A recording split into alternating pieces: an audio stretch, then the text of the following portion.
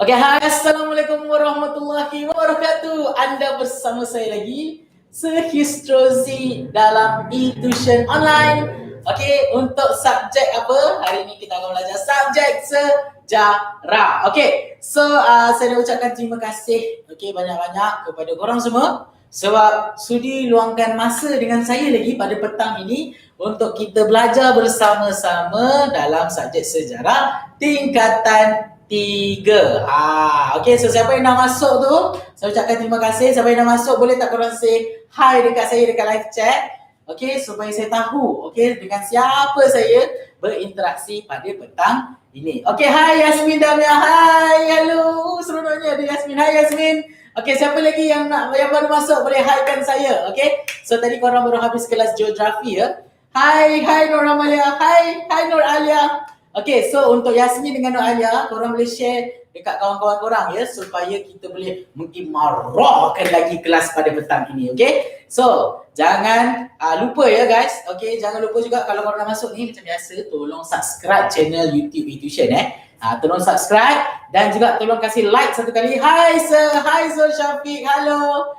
Zul Syafiq pun jangan lupa untuk share kat kawan-kawan ya, Zul Syafiq. Okay, so jangan lupa untuk cakap, jangan lupa untuk subscribe, untuk like saya punya live ni. Okay, dan juga jangan lupa untuk ni untuk siapa yang baru masuk, tolong share link website e-tuition ni kat kawan-kawan korang ya, sebab macam mana korang register, macam mana korang masuk kelas ni, korang bagi tahu dekat kawan-kawan korang juga. Okay, share kat grup kelas ke, dekat grup Telegram ke, grup family ke, grup flat ke, grup taman perumahan ke, share kat semua orang supaya kita boleh belajar bersama-sama. Lagi ramai lagi best. Sebab apa lagi ramai lagi best? Sebab bila lagi ramai lagi bertanya, banyak benda lagi yang kita boleh belajar. Dapat dekat situ, siapa-siapa yang baru masuk ni. Okay, so jangan lupa juga tolong follow kita orang punya social media. Kita ada Facebook, kita ada Instagram, kita ada Twitter, dan kita ada grup Telegram Tanya Tutor e-tuition. Okay, so jangan lupa, bahan saya dah letak dekat bawah, nota ringkas untuk korang boleh tekan dekat description bawah. Ada saya punya bahan yang saya dah letakkan, nota ringkas mengenai apa yang kita akan belajar pada hari ini. Jangan lupa download nota tersebut. Okay, untuk Nur Alia, Yasmin dan juga Zul Syafiq, jangan lupa untuk download ya. Bahan yang saya dah bagi supaya korang boleh ada bahan rujukan. Bila saya mengajar kat dalam ni, korang boleh tengok korang punya nota. Saya cakap pasal ni, saya cakap pasal ni. Okay, jangan lupa ya. Okay, siapa yang baru masuk tu. Okay, so jangan lupa macam biasa. Okay, kalau contoh korang tak nampak jelas apa yang saya tulis ni, korang pergi dekat bahagian quality kat bawah ni. Okay, tolong pergi kat bahagian quality, pergi dekat bahagian resolution, dan korang pergi dekat 1080px supaya semua nampak jelas, supaya korang nampak apa yang saya tulis. Dan bukan itu saja, tolong betulkan korang punya brightness, tinggikan korang punya brightness supaya jelas macam tu muka saya.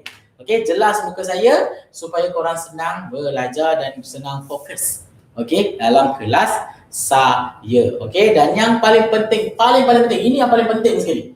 Kalau korang tak tanya, kalau korang tak tanya pula. Kalau korang tak faham, korang kena buat apa?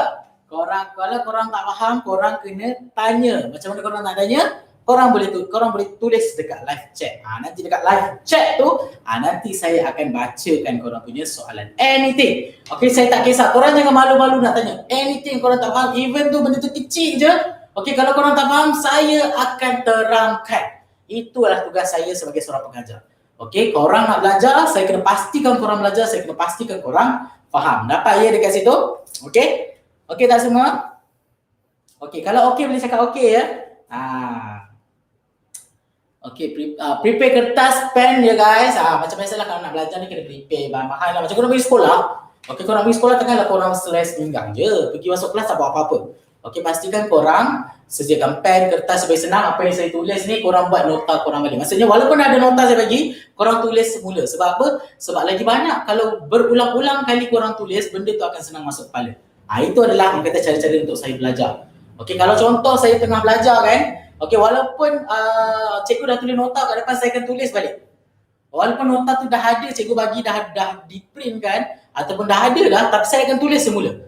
Okey, mengikut tulisan saya sendiri. Bila saya tulis, saya akan baca dan saya akan ingat. Sebab itulah benda orang kata cara untuk korang belajar dengan lebih berkesan. Bila korang dah tulis ataupun korang dah ada nota tu, korang tulis semula. Sebab bila korang tulis, korang akan baca dan korang akan ingat. Okey, dapat ya dekat situ? Okey, yang paling penting jangan lupa kalau tak faham, tolong tanya. Okey, untuk yang terima kasih ya Yasmin Diana dengan Nur Alia dengan Zul Syafiq sebab sudi lagi masuk kelas saya pada hari ini. Okey, so share kat kawan-kawan korang supaya kita boleh belajar dengan lebih mendalam lagi tentang topik hari ini. So apa yang kita nak belajar pada hari ini, biasa first class ini merupakan kelas pertama untuk sejarah tingkatan 3. Saya akan mula di awal-awal bab. Okey. So, sebelum kita mula dengan di awal-awal bab, saya nak kita buat recap balik. Apa yang kita belajar, apa yang korang dah belajar sepanjang. Hai Husna Hazwadi, hello. Husna pada masuk, bagus ya Husna. Okey, buat siapa yang baru masuk, okey jangan lupa untuk dapatkan bahan dekat bawah ya, description bawah. Okey, korang punya nota. Okey, so kita recap balik. Apa yang korang dah belajar semasa tingkatan 2? Okey, untuk Yasmin, Husna dan juga Nur Alia, korang masih ingat tak apa yang korang belajar semasa tingkatan 2? Apa je yang korang pernah belajar semasa tingkatan 2? Boleh tak korang tuliskan live chat, saya nak tengok. Korang punya ingatan mesti ingat tak siapa yang baru masuk tingkatan 3 kan? Korang tak masuk tingkatan 3 lagi kan? Apa yang korang dah belajar masa tingkatan 2? Apa je yang korang ingat masa tingkatan 2? Kalau korang tahu, korang boleh cakap. Okey, betul. Korang dah belajar mengenai Kesultanan Johor Riau lagi. Bagus, Jasmine Diana.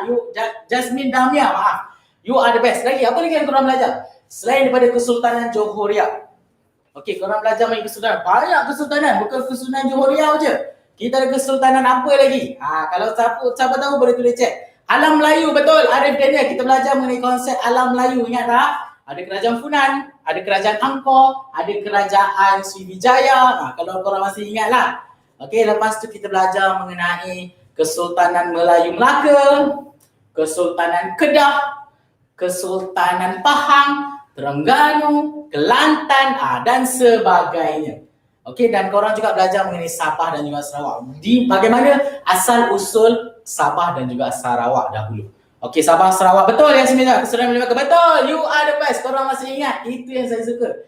Okey, maksudnya korang masih segar di dalam minda korang tu ya. Bagus. Okey. So, itu adalah mengenai tingkatan 2. Korang dah belajar mengenai Hindu, Buddha, mengenai kesultanan, mengenai Sultan Johor, Sultan Melaka, Sultan Kedah. Okey, dan korang belajar mengenai Negeri Sembilan, mengenai adat Pepatih, adat Temenggung. Okey, korang belajar mengenai Sabah dan Sarawak, bagaimana mereka punya ada kaum apa, kaum Bajau, kaum Dusun, Melanau. Okey, korang belajar tentang bagaimana budaya mereka dan sebagainya. Okey, tapi itu semua bisnes tingkatan 2. Bisnes tingkatan 2 korang boleh tak tepi dulu sekejap. Sebab apa? Sebab kamu jangan buang terus. Kalau kamu dah masuk tingkatan 3, korang akan belajar benda baru. Jangan ingat korang buang terus. Sebab nanti untuk tingkatan 3, korang akan belajar balik mengenai benda ini. Okey, mengenai tingkatan 2. Korang letak put aside, okay, for a while. Sebab kita akan masuk tingkatan 3. Dan apa saja benda yang korang akan belajar semasa tingkatan 3? Tingkatan 3 ni dia ada 8 bab. Okey, dan 8 bab ini adalah bermula ataupun banyak menceritakan tentang satu benda. Okey, iaitu mengenai, alamak tak tulis, tak tulis. Mengenai, pen merah lah saya tulis. Dalam poket, okey. Mengenai penjajahan. Okey, sebab kalau korang tengok tingkatan 2, korang tak belajar mengenai penjajahan. Okey, mengenai siapa kuasa-kuasa yang pernah datang ke negara kita. Kita belajar tentang sultan saja. Kita belajar pasal Sabah, Sarawak, Hindu, Buddha saja. Tapi bila masuk tingkatan 3, kita akan belajar mengenai kedatangan ini.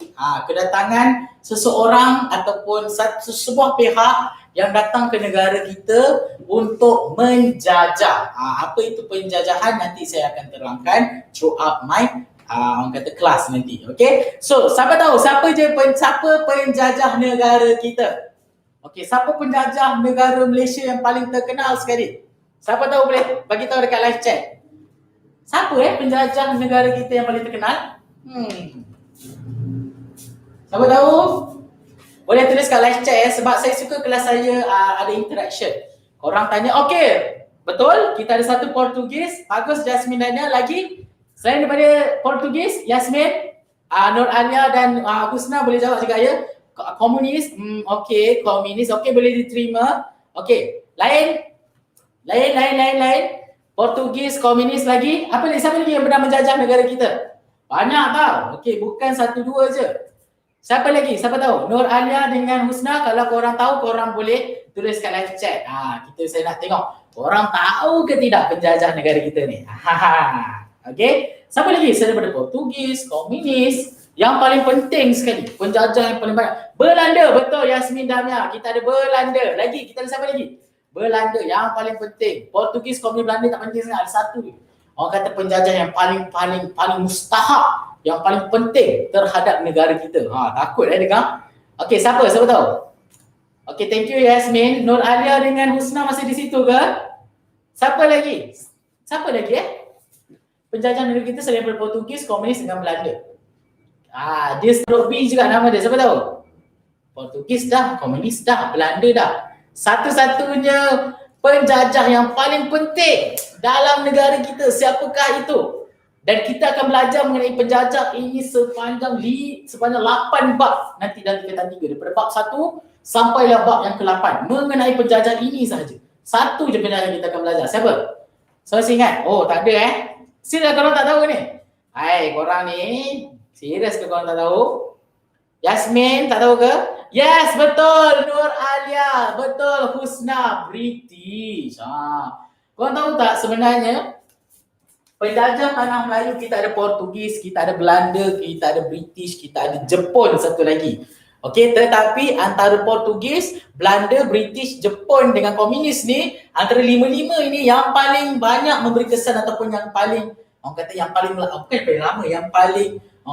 banyak memberi kesan kepada negara kita adalah British. Sebab itulah kenapa nanti sebanyak 8 bab untuk tingkatan 3 ni kita akan banyak belajar pasal British saja. Sebab apa? Sebab bila Portugis, Belanda, Jepun menjajah negara kita, mereka tak beri banyak sangat orang kata kesan kepada negara kita. Tetapi British bila datang negara kita, dia yang paling banyak buat perubahan. Dia ubah sistem pentadbiran, dia buat benda ni, buat benda ni dekat negara kita.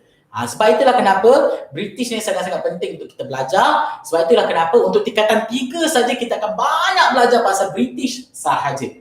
Dapat tak dekat situ? Okay. So itu adalah mengenai orang kata secara keseluruhan. Okay, tingkatan 3 apa yang korang akan belajar throughout tingkatan 3 nanti. Okay, so first kali pada bab yang pertama, baru kita nak masuk bab yang pertama ya.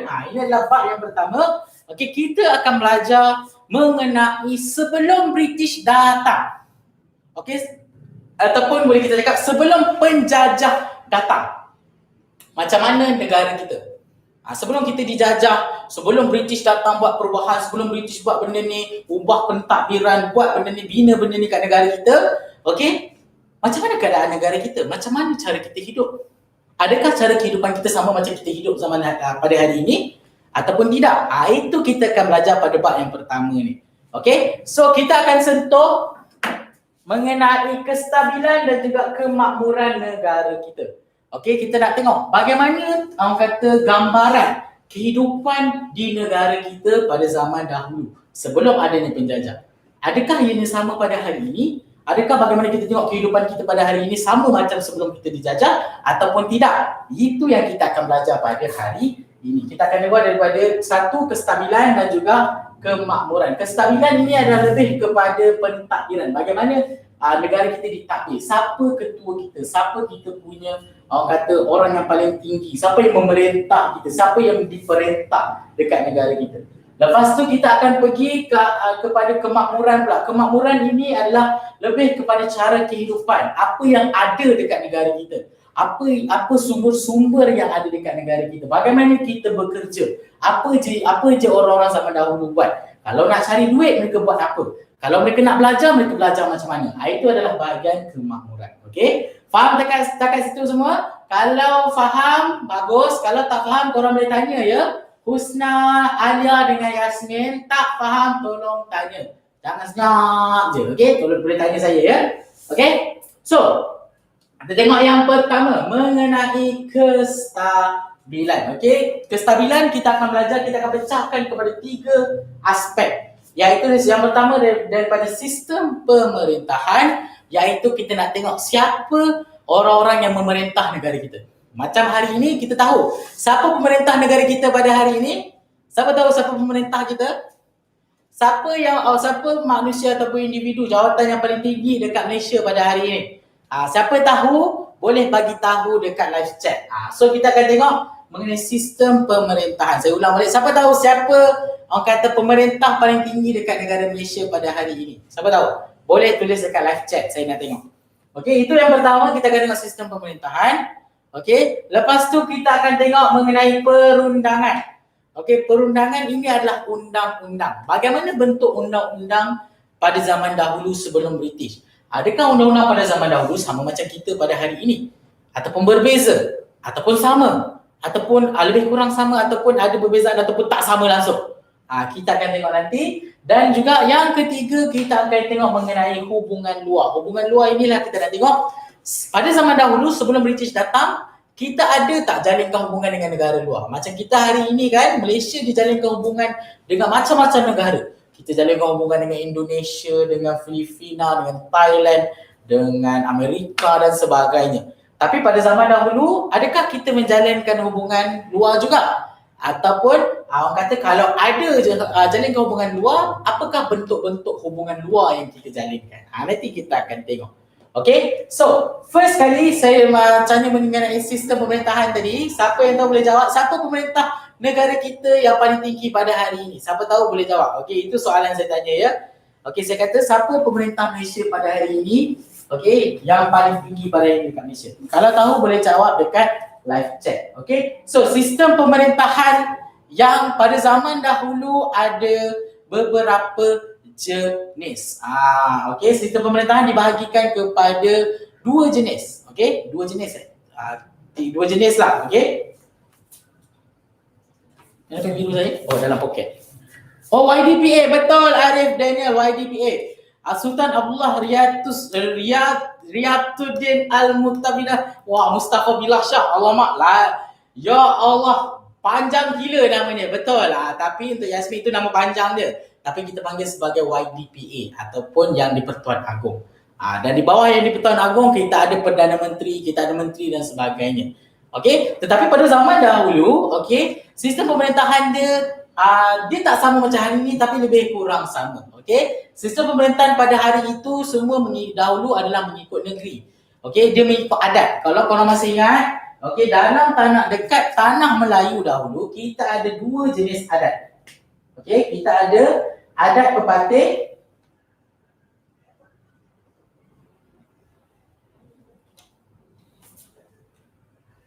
adat Temenggung dan juga adat Perpatih.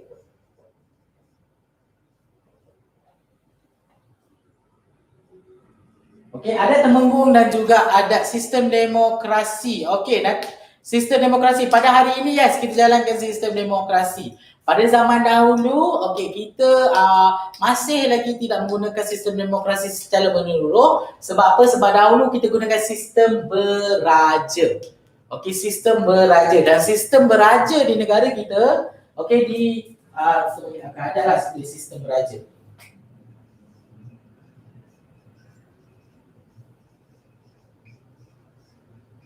Okey, sistem beraja di negara kita dibahagikan kepada dua jenis. Okey, sistem yang mengikut adat Temenggung dan sistem beraja yang mengikut adat Perpatih.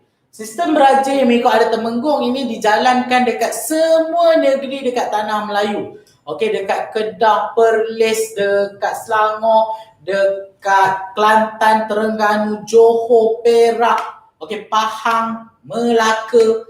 Okey, semua itu menjalankan sistem beraja adat Temenggung.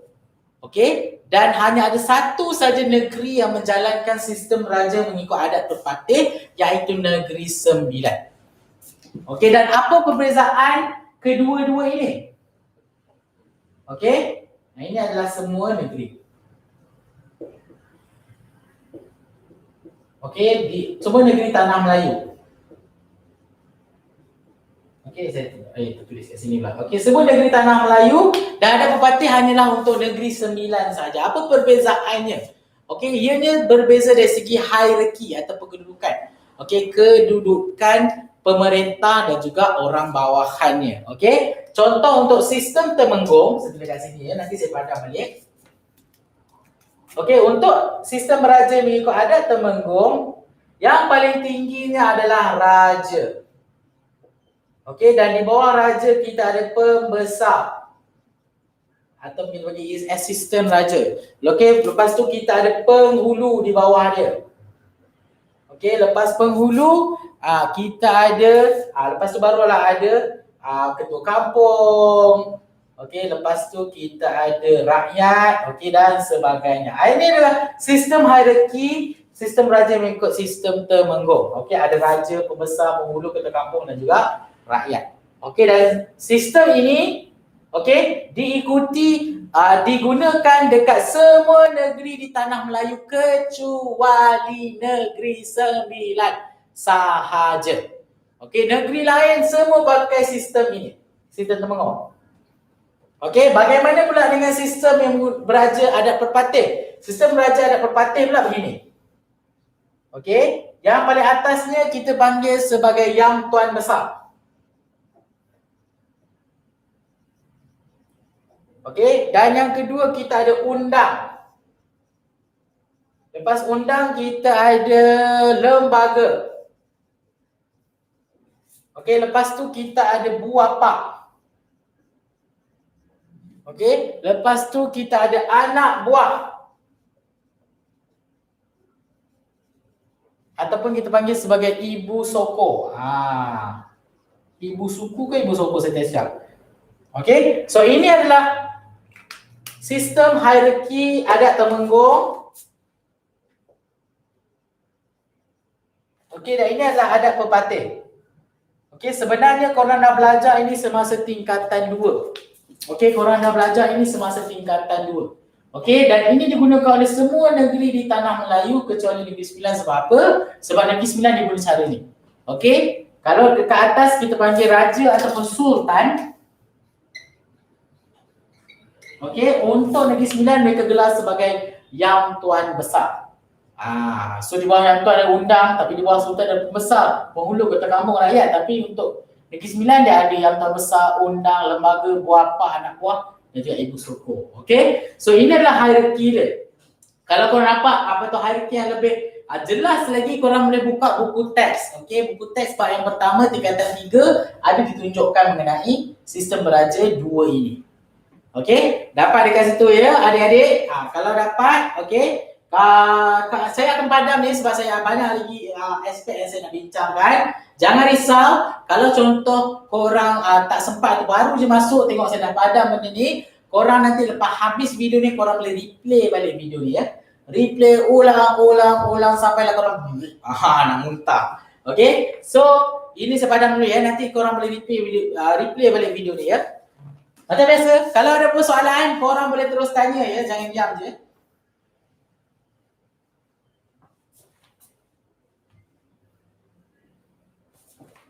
Okay, so next. Okay, tadi kita dah belajar mengenai sistem pemerintahan beraja. Okay, di negara dua jenis Temenggung dan Perpatih. Okay, korang boleh tengok dari dalam nota saya. Okay, so korang boleh bayangkan, dahulu sistem pemerintahannya ada 2 jenis berbeza. Untuk Negeri Sembilan begini caranya. Kalau untuk negeri-negeri lain begini caranya. Dapat dekat situ. Dan untuk Sabah dan Sarawak pula mereka punya sistem yang lagi berbeza daripada adat Temenggung dan Perpatih. Sebab apa? Sebab mereka mempunyai sistem pemerintahan yang tersendiri. Okey? Okey, Sabah dan Sarawak sistem raja.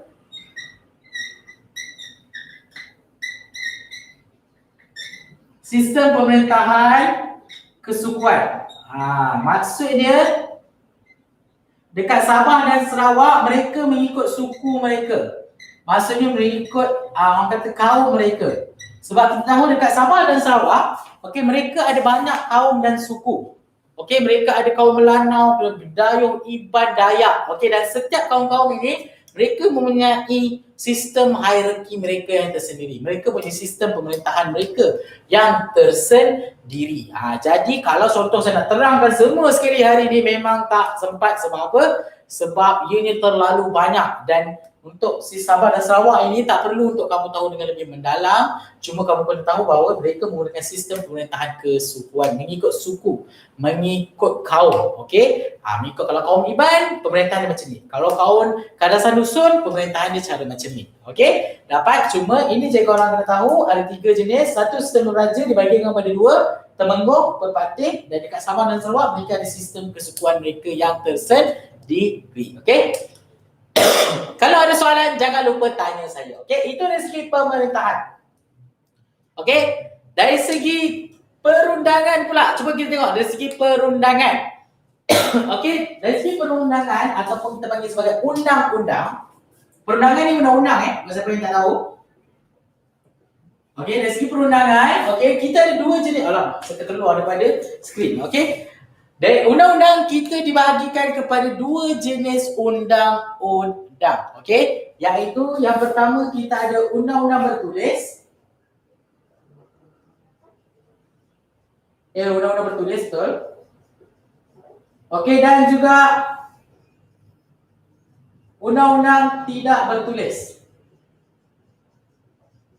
Okey, undang-undang bertulis, undang-undang tidak bertulis, dan juga kita ada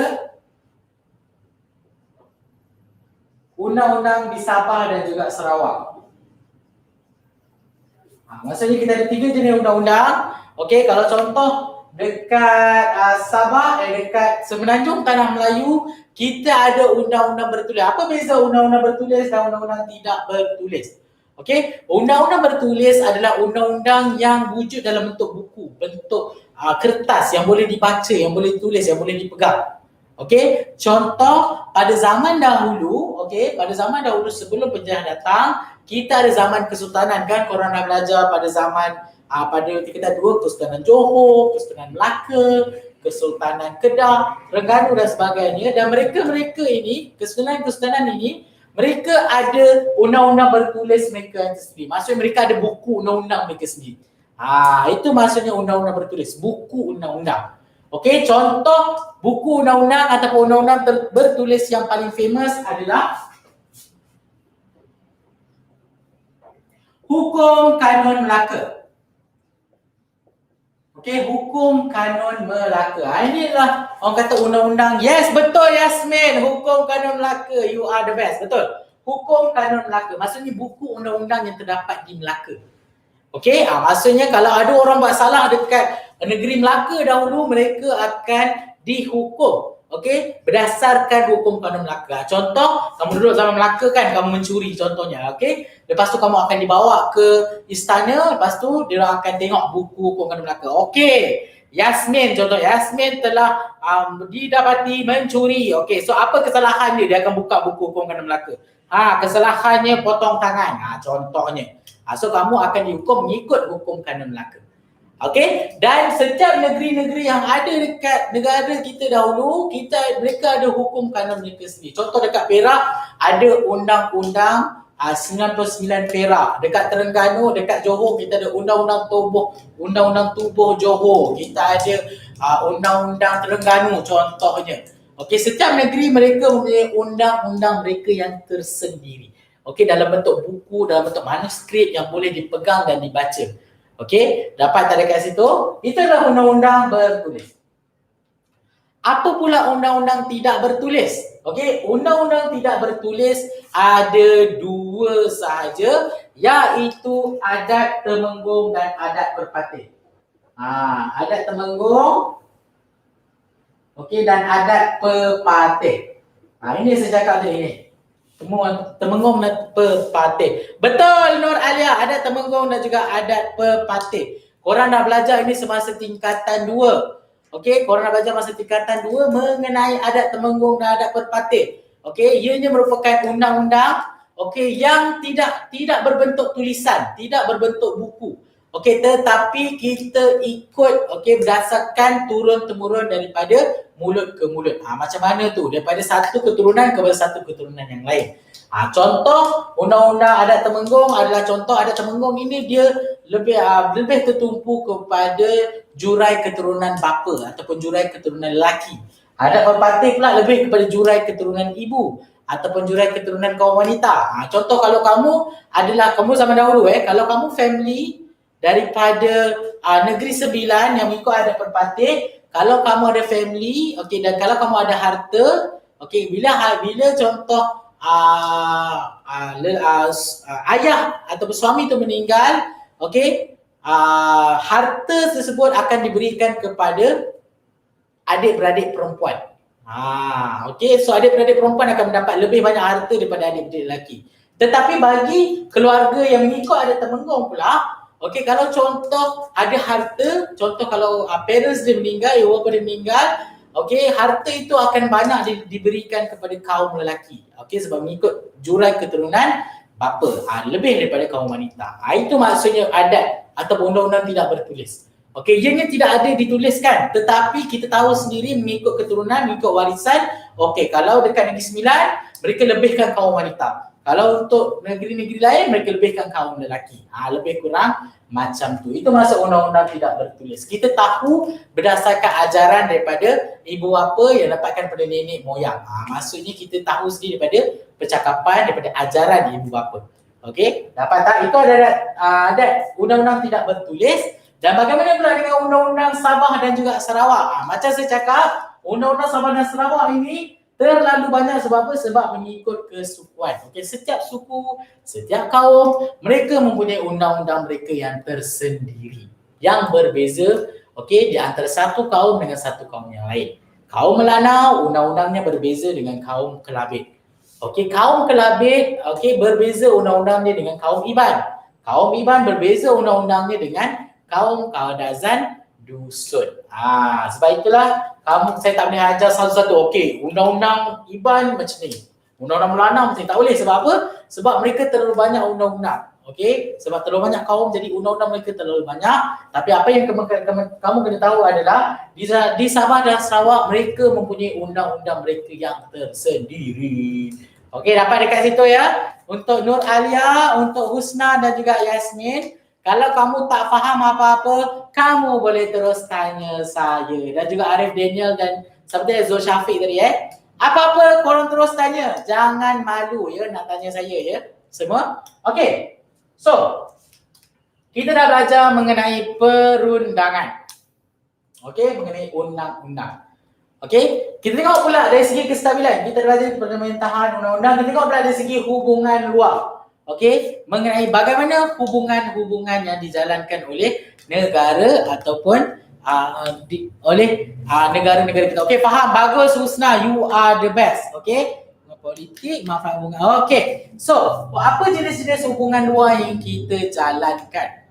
Contoh hubungan luar ini adalah bagaimana, macam saya cakap tadi, setiap negara mereka akan berkawan dengan negara lain. Termasuk dengan kita pada hari Malaysia. Kita berkawan baik dengan Indonesia, dengan Amerika. Kita jalinkan hubungan perdagangan, kita jalinkan hubungan diplomatik dengan semua negara. Sebab apa? Sebab kita ingin, ingin berbaik-baik. Ingin berbaik supaya kita boleh tolong negara tersebut dan negara tersebut boleh tolong negara kita. Itu orang kata dia punya intipati. Kenapa kita jalinkan hubungan luar? Dan pada zaman dahulu sebelum adanya British, kita dah jalinkan hubungan luar. Contoh-contoh hubungan yang kita jalankan adalah hubungan diplomatik.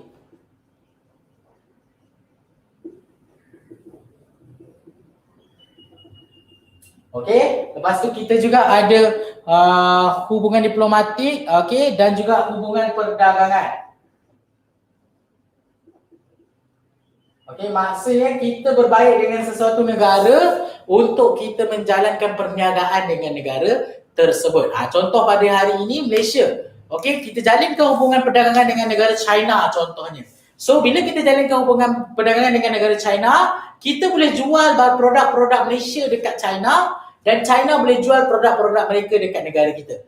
Itu masuk hubungan perdagangan. Dan kita ada hubungan diplomatik perdagangan dan saya tertinggal satu kat situ kita ada juga hubungan perkahwinan. Apa maksud hubungan perkahwinan ni?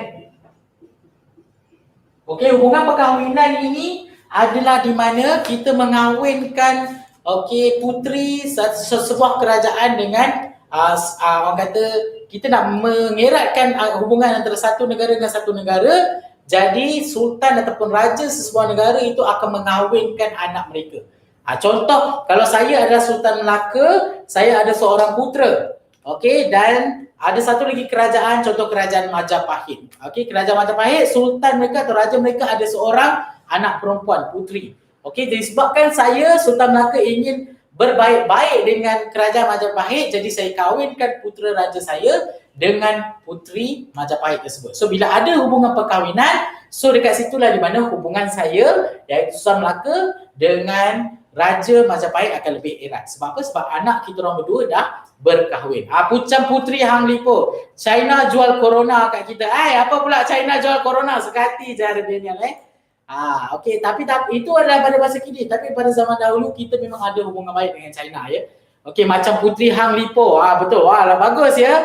Arif, Puteri Hang Lipo tahu mengenai cerita Puteri Hang Lipo yang sangat terkenal ketika zaman Kesultanan Melayu Melaka, di mana Puteri Hang Lipo ini adalah anak kepada Maharaja China, di mana sebabkan Sultan Melaka ini ingin menjalinkan hubungan dengan Maharaja China, Maharaja China telah menghantar Puteri Hang Lipo untuk datang ke Melaka. Menarik untuk korang tahu mengenai cerita Puteri Hang Lipo ni. Korang boleh Google. Okey, ianya ada dalam sejarah sejarah Melayu dalam negara kita. Okey, dapat dekat situ ya. So, ini adalah contoh hubungan-hubungan yang kita jalinkan dengan negara luar. Okey, dapat dekat situ. Ada apa soalan ya? Kalau tak faham tolong tanya. Jangan malu.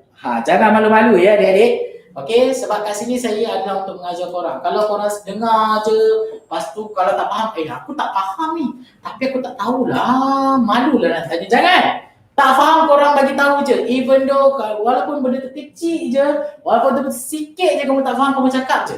Okey, cikgu saya tak faham lah ini. Cikgu boleh terangkan balik tak? Saya akan terangkan semula ya. So jangan lupa untuk tanya kembali ya. Untuk tanya kembali pula. Untuk tanya apa-apa yang korang tak faham. Boleh tak dekat situ adik-adik?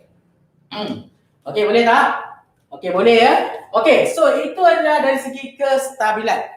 Okey, kita dah tahu mengenai sistem pemerintahan, kita dah tahu mengenai undang-undang, kita dah tahu mengenai hubungan luar. Okey, jadi korang boleh dapat gambaran kasar. Macam ni rupanya sistem pemerintahan di negara kita dahulu. Okey, lebih kurang sama, berbeza sedikit daripada negara kita. Dia berbeza tapi adalah lebih kurang sama sikit. Okey, sebab apa yang dikatakan sama? Kita ada jalinkan hubungan diplomatik, kita pun ada jalinkan hubungan perdagangan, dan kita pun ada undang-undang bertulis. Dan pada hari ini pun kita juga masyarakat Melayu masih lagi menjalinkan hubungan temenggung pula. Undang-undang daripada adat temenggung dan adat perpatih. Okey, dan sama juga sistem pemerintahan. Walaupun kita ada Perdana Menteri pada hari ini, tetap juga kita masih ada lagi sultan. Okey, kita masih ada lagi sistem beraja di negara kita.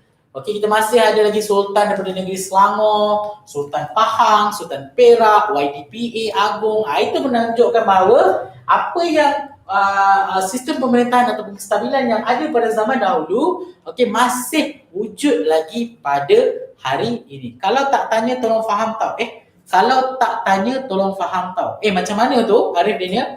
Kalau Sultan Penang ke salah? Mana ada Sultan Penang? Suka hati je Arif Daniel Sultan Penang. Sultan Penang tak pernah wujud Pulau Pinang. Pulau Pinang tidak pernah ada sultan.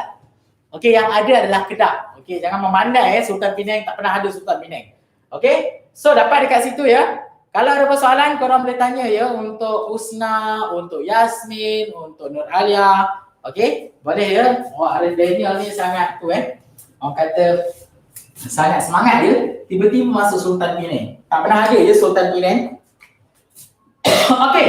So kita dah belajar mengenai kestabilan. Sekarang tengok yang seterusnya mengenai kemakmuran ataupun apa benda je yang ada dekat negara kita. Bagaimana kehidupan masyarakat-masyarakat yang ada di negara kita dahulu sebelum adanya penjajah. Okey, kita akan tengok daripada tiga aspek. Yang pertama adalah segi hasil alam.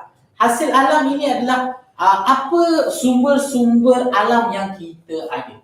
Okey, sebab setiap negara dekat dunia ini mereka punya sumber alam yang berbeza. Okey, maksudnya apa yang kita boleh jual. Yes, betul. Betul. Apa yang kita boleh jual, apa yang kita boleh diperdagangkan. Setiap negara mempunyai hasil alam yang berbeza-beza. Betul Yasmin, emas, lada hitam, getah, biji timah, itu semua kita panggil sebagai hasil alam. Hasil yang boleh kita jualkan, yang boleh kita perdagangkan untuk meningkatkan kita punya ekonomi. Itu dari segi hasil alam. Apa yang kita ada, nanti saya akan terangkan. Okey, lepas tu kita akan tengok mengenai sistem ekonomi. Sistem ekonomi ni adalah bagaimana kita menjalankan sistem ekonomi. Bagaimana orang-orang zaman dahulu bekerja. Okey, mereka kerja apa, mereka jual apa, mereka jual kat mana, mereka beli macam mana, mereka guna duit apa. Okey, itu semua dari segi sistem ekonomi. Okey, lepas tu dari segi keintelektualan ataupun dalam bahasa mudahnya kita nak tengok adalah dari segi pendidikan.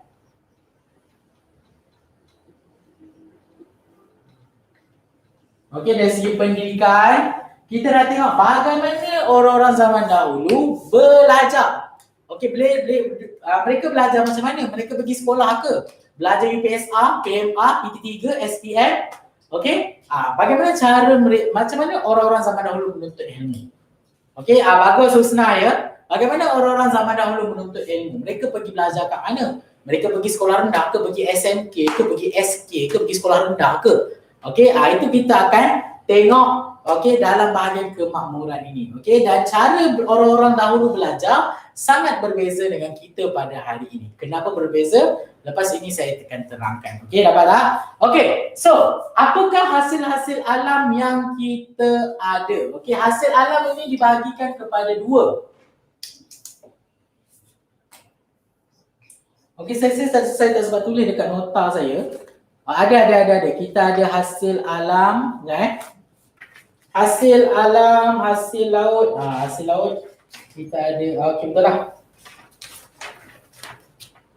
Okey, kita ada 3 jenis hasil. Hasil alam ni kita ada hasil bumi. Okey, kita ada hasil hutan. Okey, dan juga kita ada hasil laut.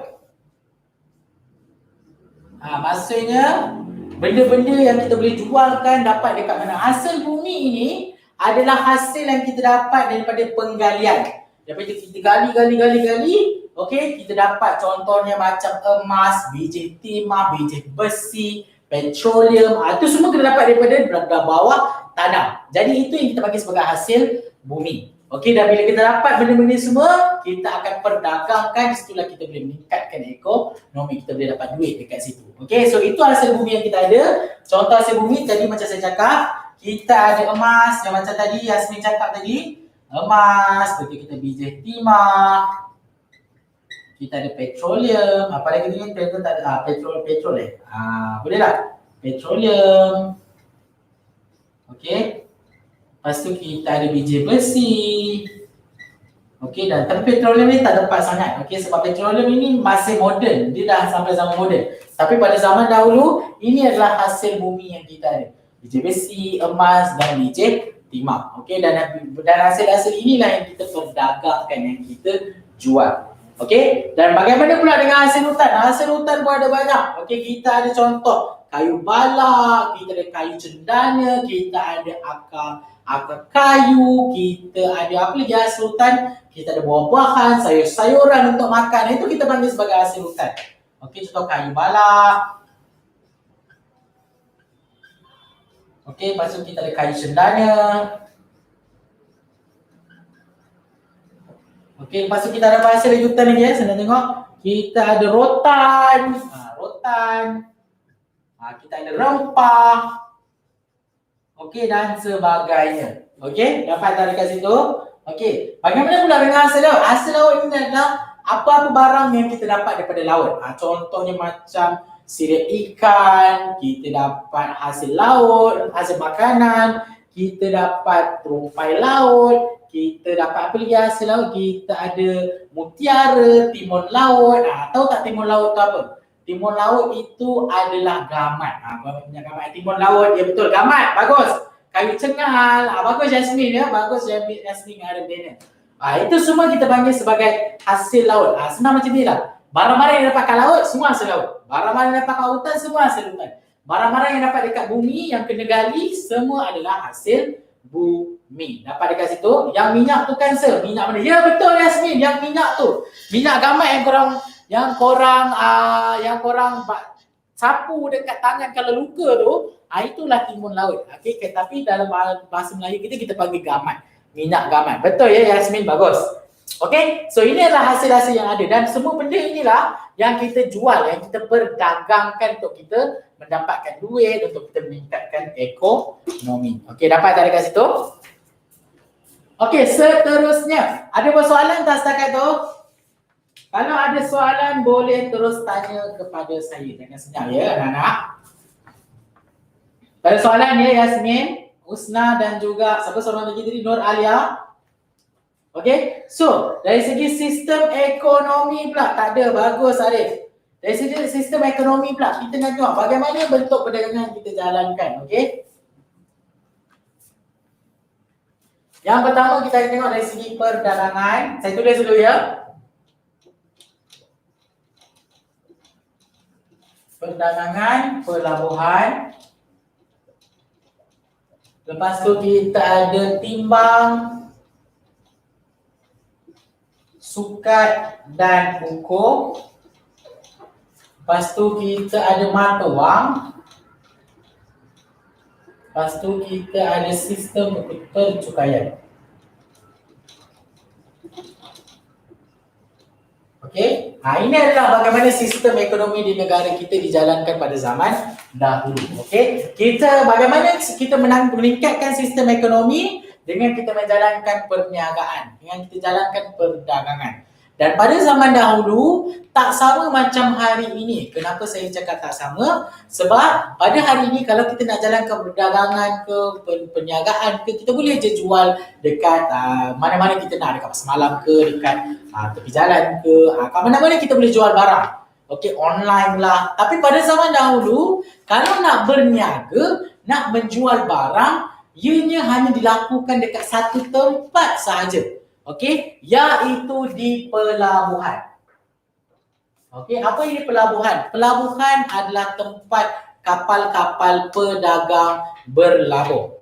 Okey, tempat kapal-kapal pedagang berlabuh. Okey, contoh dekat Melaka ada pelabuhan, dekat tepi-tepi pantai tu. Kalau zaman dahulu kamu tengok, banyak orang dulu tak main forex ke? Tak main. Arif Daniel Sukawati je cakap main forex. Tak ada forex dahulu sekati Arif Daniel hari ni je kita ada main forex tu. Okey, so pada zaman dahulu, okey, dekat tepi-tepi pantai dahulu ada tempat pelabuhan kapal-kapal.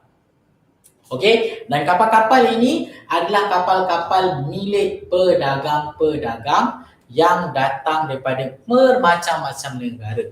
Daripada China, daripada Arab, daripada Eropah. Dan pedagang-pedagang ini semua datang, okey, bawa barang-barang mereka yang ini dijual dan bawa ke pelabuhan dekat negara kita dan jual dekat pelabuhan. Dan kita pula barang-barang yang ini yang kita sebutkan tadi, kita akan bawa pergi pelabuhan. Okey, kita akan bawa pergi pelabuhan dan kita akan jual dengan pedagang-pedagang asing. Pedagang asing bawa barang mereka, kita akan bawa barang kita. So akan bertukar-tukar berdagang-daganglah. Berdagang-daganglah orang di kawasan pelabuhan. Okey, dapat tak dekat situ? Lanun wujud ke? Husna Haswadi, sebenarnya lanun itu wujud dan pada zaman ini dahulu banyak sangat lanun. Sebab apa? Lanun ni adalah, kalau hari ni lanun itu kita bagi sebagai pencuri. Sebab zaman dahulu banyak tau kapal-kapal yang berlayar dekat lautan. Okey, dan lanun ini target mereka adalah untuk mencuri kapal-kapal yang ada dekat tengah laut ni. Sebab tu kalau tengok cerita pirate kan, cerita lanun kan, mana-mana kapal yang bawa barang banyak, yang bawa barang-barang hasil-hasil emas ke, minyak ke, rempah ratus ke, kapal-kapal macam inilah yang akan jadi sasaran lanun pada zaman dahulu. Okey? Tapi betul ke Kapten Lanun tutup mata sebelah? Itu saya tak sure. Kalau Lanun Kapten tutup mata sebelah, itu tak sure. Itu adalah orang kata rekayasa daripada orang-orang barat. Tapi Lanun itu dahulunya wujud. Okey, dan mereka adalah pencuri di lautan. Mereka akan pergi ke satu kapal, mereka akan invade ataupun mereka akan menakluk kapal tersebut dan mereka akan curi barang-barang yang ada dekat kapal tersebut. Contohnya macam rempah ratus, beras, emas, biji timah, Okey, dan mereka akan curi dan mereka akan itulah aktiviti mereka, dan mereka akan buatlah perdagangan mereka sendiri, mereka jual benda tu. Biasalah kalau kamu curi kan. Tapi hari ini pun masih ada lanun. Tapi pada zaman dahulu kalau kamu tengok bagaimana konsep lanun yang kamu tengok dalam cerita-cerita kartun dan cerita-cerita Pirates of the Caribbean, macam tu cerita dia. Ada lanun dahulu ya Husna, dia main-main sebab apa? Sebab dahulu banyak pedagang, sebab zaman dahulu tak ada orang kata kenderaan lain selain daripada kapal kalau nak berniaga. Okey, dahulu kalau nak pergi mana je kena naik kapal. Okey, dan kapal mereka kapal yang ada macam saur tu, yang ada orang kata ada layar, ada kain, lepas tu ada kemudi macam tu. Ai captain contohnya. Okey, kapal besar yang banyak orang kata kain-kain rentang, layar. Itulah bagaimana situasi kapal pada zaman dahulu. Okey, dapat ya Husna? Bagus, saya suka soalan Husna. Okey, nampak tak ada related dekat situ. Okey, itu dari segi perdagangan. Apa lagi yang berkaitan dengan sistem ekonomi? Okey, iaitu mengenai timbang sukat dan juga ukur. Pada zaman dahulu, okey, diorang tak sesat kesa.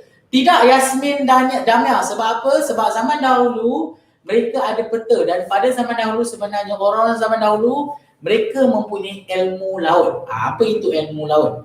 Ilmu laut ini adalah mereka boleh tahu arah mana mereka nak pergi berdasarkan apa? Berdasarkan arah angin, berdasarkan kedudukan matahari, kedudukan bulan. Contoh kalau mereka nak berlayar, mereka nak tahu mereka nak pergi kanan ke kiri, nak pergi utara ke selatan. Macam mana mereka nak tahu? Sebab kat laut kan luas, tak nampak apa-apa. Jadi mereka akan tengok kedudukan bulan. Okey, kedudukan matahari. Okey, kalau malam dekat bulan. Okey, bulan dekat bahagian sini.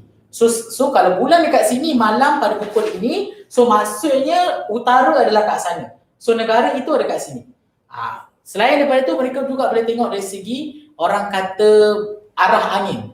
Okey, mereka dah akan tahu. Okey, contoh, okey, kalau aku nak pergi negara China, okey, negara China selalunya angin akan bertiup ke arah sini. So aku kena menentang arah angin tersebut. So mereka akan pergi ke arah yang menentang angin. So mereka akan berlayar, mereka akan sampai ke kawasan China. Itu kita panggil sebagai ilmu laut. Ilmu yang digunakan oleh orang kata pelayar-pelayar, okey, untuk tahu bagaimana arah yang mereka akan pergi berdasarkan kedudukan matahari, bulan dan juga arah angin. Berbeza dengan hari ini kita ada Waze, kita ada satelit. Okey, so kita boleh tengok je melalui komputer. Okey, kita dekat mana, kita nak pergi mana. Tapi zaman dahulu tidak. Zaman dahulu mereka memang akan gunakan orang kata ilmu laut yang mereka pelajari. Okey, bagus Yasmin dan Damia, saya suka soalan awak.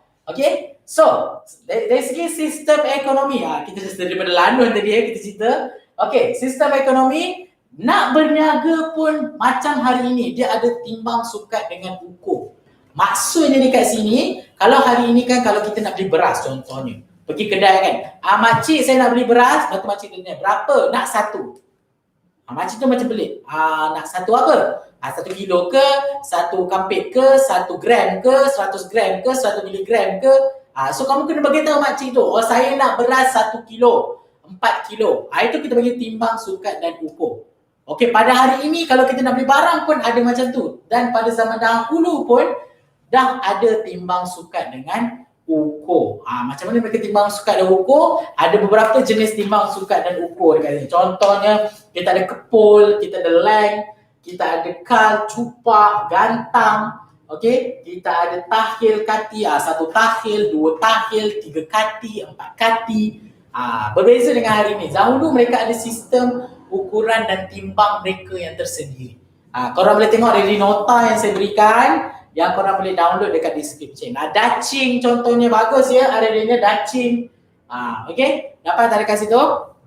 Okey, itu dari segi timbang sukat dengan ukur. Dan bagaimana pula dengan mata wang? Okey, macam mana mereka nak berniaga, mereka guna mata wang apa? Kalau kita dekat Malaysia kita guna ringgit. Kalau dekat Indonesia hari ni rupiah. Kalau dekat US dia ada dolar. Kalau dekat Jepun dia ada yen. Contohnya. Okey, kat Thailand dia ada baht. Baht je. Okey. Tapi kalau pada zaman dahulu apa bentuk mata-mata wang yang mereka ada? Sebenarnya ada. Okey, dahulu kita ada mata wang. Sebelum adanya mata wang kita gunakan sistem barter. Apa ini sistem barter? Sistem barter adalah sistem pertukaran barang suka sama suka. Apa tu barang suka sama suka. Sebab dahulu tak ada duit. So bila tak ada duit, kamu nak tukar barang, kamu akan tukar barang. Kalau contoh kamu ada 1 kilo beras, kamu pergi kat kawan kamu ada 1 kilo ayam. Semua tukar. Okey, saya bagi beras ini 1 kilo dekat awak bagi saya ayam 1 kilo. Contohnya. So itu kita bagi sistem barter. Dan selepas itu barulah kita ada wang. Okey, sistem wang ringgit. Okey, atau wang. Lepas tu kita ada juga sistem percukaian. Percukaian ini adalah orang kata sewa. Kalau kamu nak berniaga dekat mana-mana, kamu kena bayar sewa. Cukai. Okey? Okey, nanti kalau kamu ambil bidang perniagaan, nanti kamu akan tahu dengan lebih lanjut. Apa itu cukai? Okey, dapat dekat situ. Saya rasa masa mencemburui kita pada hari ini, saya tak sempat terangkan pasal intelektual dan pendidikan. Kalau nak belajar pasal intelektual dan pendidikan, kita akan sambung pada minggu hadapan. Dan saya nak pastikan, okey, minggu depan tolong ajak kawan-kawan masuk lagi kelas saya untuk kita orang kata belajar dengan lebih menarik lagi mengenai isu ni. Minggu depan saya akan sambung mengenai pendidikan. So, apa yang kita dah belajar pada hari ini? Cuba kita tengok. Okey, kita belajar mengenai kestabilan dan juga kemakmuran negara kita sebelum kedatangan penjajah. Bagaimana sistem pemerintahan kita? Bagaimana perundangan kita, bagaimana hubungan luar kita, dan dari segi kemakmuran pula kita dah belajar mengenai hasil-hasil alam yang ada dekat negara kita, bagaimana sistem ekonomi kita, dan minggu depan saya akan sambung mengenai keintelektualan. Dan jangan itu saja, jangan lupa untuk sharekan website ni kepada kawan-kawan korang ya. Sebab kesian, sebab kita tak boleh, sebab kamu dan kawan-kawan kamu tak boleh pergi sekolah. So macam manalah kamu nak belajar? Okey, kamu kena belajar melalui online. Okey, dan e-tuition ada berikan kelas online percuma macam hari ini, daripada minggu ni sampai minggu depan, daripada jam 4 sampai tingkatan 5 untuk semua subjek yang korang mahukan. So kena register dekat sini, login, dan korang register percuma, tak payah bayar. Okey, korang masuk dan setiap hari akan ada kelas. Pukul 5, pukul 6, pukul 8 dan pukul 9. Okey, so setiap petang dan malam, setiap hari akan ada kelas, so korang boleh belajar, korang boleh menambah ilmu dekat situ. So jangan lupa ya untuk semua. Okay, so jangan lupa juga untuk orang kata follow social media yang kita orang ada. Kita orang ada Facebook, kita orang ada Instagram, kita orang ada Telegram. Okay, baik, bagus. Okay, Aswadi, jangan lupa ajak kawan-kawan kasih ramai sikit. Oh, Arif Daniel, kamu cakap ke orang, kamu pun kena ajak kawan-kawan kamu, Arif.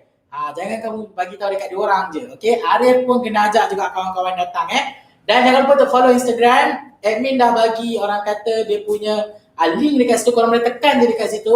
Group Instagram, korang boleh join Telegram. Of course, bagus, of course ya. Saya tak ada kawan, je kawan saya. Tacuk lah Arif Daniel, tak apa. Ajak kamu punya adik-beradik, abang, kakak kamu masuk kelas saya minggu depan. Okay, so untuk siapa yang nak tu juga, yang ada kakak-kakak, abang-abang, malam ni ada kelas saya lagi untuk sejarah tingkatan 4 dengan 5. Kalau kamu nak masuk pun tak apa. Kalau kamu ada kawan-kawan, ada abang, kakak nak daripada tingkatan 4, 5 nak masuk kelas saya malam ni, boleh ajak dia orang masuk. Macam mana? Register dekat www.etuition.my secara percuma. Nanti korang boleh masuk kelas saya. Okay, boleh tak dekat situ? Boleh ke? Alah, takut Arif. Drama aja Arif. Yasmin saja nak gurau-gurau dengan Sir. Drama aja lebih. Saya tak ada kawan. Padahal kawan dia yang paling banyak sekali. Okay? So, korang tak ada persoalan nak ditanyakan kepada saya pada hari ini? Tak ada ke? Faham tak apa yang saya ajar pada hari ini semua? Okay tak semua? Kalau korang tak faham, boleh Sir. Bagus. You are the best, Yasmin. Okay? Lagi banyak soalan korang tak tahu, lagi itulah korang boleh tanya. Okay, saya tak kisah kau nak tanya apa persoalan tu. Okay, bagus. Faham sir? Yes, you are the best. Okay, so jangan lupa malam ni ada kelas lagi untuk kelas geografi untuk tingkatan 1 dan ada juga kelas perniagaan. Faham sangat sir? Bagus. Okay, dan juga kelas sejarah saya untuk tingkatan 4 dengan 5 ya ni malam ni. Tolong minta kawan-kawan korang ke, abang-abang korang ke, kakak-kakak korang ke, okey, untuk masuk saya punya kelas malam ni supaya mereka pun sama macam korang boleh dapat ilmu percuma daripada saya Hisroli. Sebab saya memang suka membantu pelajar-pelajar saya, okey, untuk korang mendapat ilmu dengan lebih banyak lagi, okey. Tambah-tambah lagi time PKP ni korang tak boleh pergi sekolah, nak pergi tuition tak boleh, kat mana korang nak belajar? Okey, dekat sini je lah caranya untuk korang belajar. Okey, itu saja daripada saya. Wabillahi taufiq wal hidayah. Wassalamualaikum warahmatullahi wabarakatuh. Jangan lupakan saya Hisroli. Bye. Bye semua. Bye bye. Bye bye. Bye bye. Bye bye.